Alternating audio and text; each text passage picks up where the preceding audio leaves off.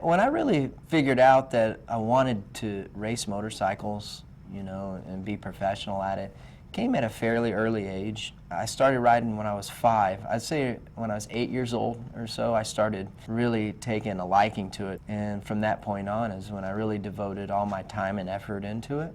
I remember I was 11 years old and I wanted to be an Oakley rider so bad. To be an Oakley athlete, you had to be special. You were doing something right. You were getting the results. They were just an elite company. I just remember signing my first contract with them. I couldn't wait to get my product, you know? When that January came and I got to wear my Oakleys that I've been waiting for so long, it was the O-frame goggle. It had the fluorescent strap and you know, and written out in Oakley in the side. I thought I was so cool. It had to have made me at least 2 seconds a lap faster, without a doubt. I can remember my first deal with Oakley like it was yesterday. Growing up as an amateur, I always had to work really hard. And the harder you work, the better you do, especially in outdoor motocross. The drive that I had came from my mother. There's no doubt about it. You get out of it what you put into it. We didn't have much growing up. You know, I had to make it happen. My mom was always there teaching me, you know, you got to do it right, you got to do it right, you got to do more than everybody else. You know what I mean? You have to work, and that work ethic, hands down, came from how I was raised as an amateur, and then it just resonated through my professional career. So I came out in '98 and dominated the East Coast Supercross Championship, and I think when I won every single race, at the end of that, people started to think, dude, this guy's for real. From that point on, people looked at me as the guy to beat. There were 2 years of Supercross season that I would never change because it set me up from 2001 on. In 2002, I remember as winning races. You know, you win 5, and you win 6, and 7, 8, 9.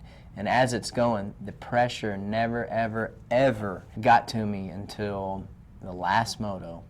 We were at Steel City, and I'm just thinking, dude, I've came this far. I can't drop the ball now. Before then, I didn't care because the main goal was to win the championship. So, but then you've done all that, accomplished all that, and then you get to the last moto, and you got it. It's time to bring it on, and you only have one last shot to do it. It's not like if you're going for a title. If you have a second or third, you can go redeem yourself the next weekend. I remember, like, man, I really did something special here.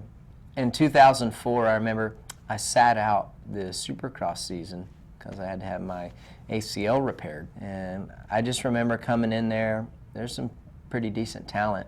I knew what to expect also. I had went 24-0, so it was a little bit easier the second time around. You know, having James Stewart in there and having Chad Reed in there, which I had struggled to beat, really helped me to be good 2005, 2006, and then part-time 2007. And I just came out swinging. I was so dominant. And then 2006 was a great year, really good. You know, we had so much momentum from 2005. We had great camaraderie of the team from working together.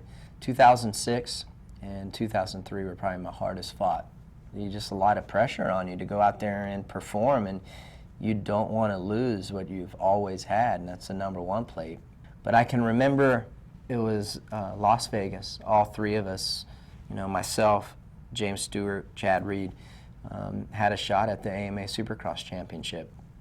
Chad had always beaten me in Vegas. Vegas, although I had won there quite a few times, I'd never beat the guys that I was currently racing. And I almost talked myself into that championship. Every day I told myself, there's no way this guy's going to beat me. I mean, it's impossible. I can't let it happen. Myself, James, and Chad both rode perfect that night. There was so much on the line. We all brought our A game, and I came out on top, so it was good.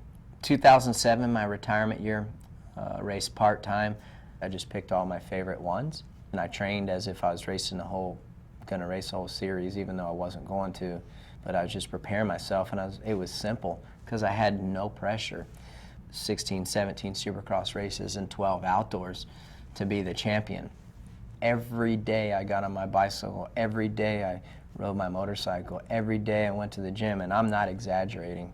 That year, myself and James, I mean, we were having awesome battles. It was so much fun. Even my last Supercross at Orlando was awesome. That was probably one of the best races that I've ever raced, and I got second, but I didn't care because I was so happy with how I rode that I didn't care that I got second. I'm like, dude, there was nothing I could have done any better. That was a grade A for me. I got beat because I wasn't as fast. I mean, we went over the finish line like this, and that was probably the happiest I was ever in my career when I got second. I was just satisfied, and that feeling I had on that bike, man, I felt amazing on that thing.